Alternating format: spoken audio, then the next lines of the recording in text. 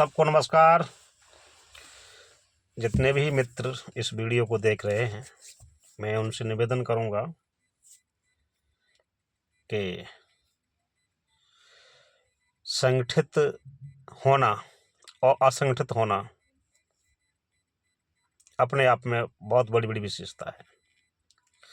असंगठित व्यक्ति जैसे कि भीड़ होती है और 4 व्यक्ति संगठित होते हैं और 4 व्यक्ति उस भीड़ को लूट कर चले जाते हैं। आखिर ऐसा क्यों है? इतनी जमात है, इतने भीड़ है, उस भीड़ को 4 व्यक्ति कैसे लूट सकते हैं? ये बहुत बड़ी सोचने की बात है। जैसे कि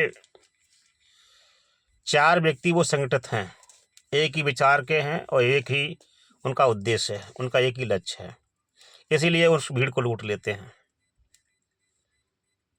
और जो भीड़ है वो कहीं कोई कहीं से है, कोई कहीं से है, कोई कहीं से है, और एक दूसरे के साथ जो अत्याचार होता है वो एक दूसरे सब देखते रहते हैं। क्यों नहीं बोलते? अरे वही नहीं, मालूम नहीं कौन होगा, क्या होगा, ये सोचते हैं ना। लेकिन जब ये गलत होता है और गलत के खिलाफ कोई आवाज़ नहीं उठाता तो इसे ही असंगठित कहते हैं। और संगठित व्यक्ति वो है जो संगठित, आप मैंने बताया संगठन का मतलब ये है कि 4 व्यक्ति पूरी भीड़ को लूट कर चले गए। तो साथियों, मेरी सलाह आपसे भी है, आप संगठित होइए और समाज में जो अत्याचार, शोषण जो हो रहा है, इसके खिलाफ लामबंद होकर आवाज़ उठाइए।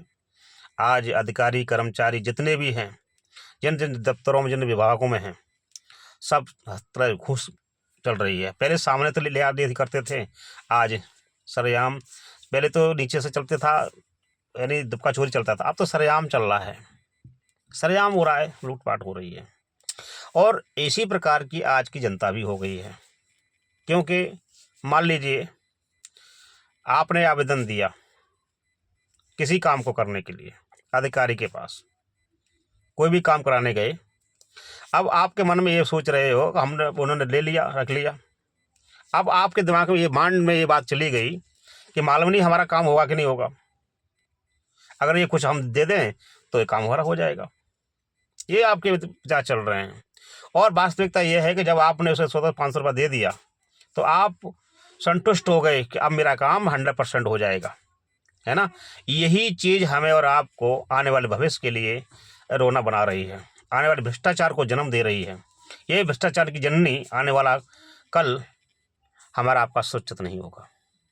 इसी भ्रष्टाचार को ख़त्म करने के लिए हम लोग संगठित हो रहे हैं और संगठित होकर हम सब मिलकर जो भ्रष्टाचारी बैठे हुए हैं उनके खिलाफ लामबंद होकर भारतीय संविधान के अनुरूप में जो हमें आपको न्यायतंत्र दिया गया है और जो विभाग हैं वो हमारे आपके कार्य के लिए हैं, जो नुमाइंदे वहाँ बैठे हुए हैं, जो अधिकारी कर्मचारी हैं, वो हमारे आपकी सेवा के लिए बैठे हुए हैं, ना कि वो हुक्म चलाने के लिए बैठे हैं।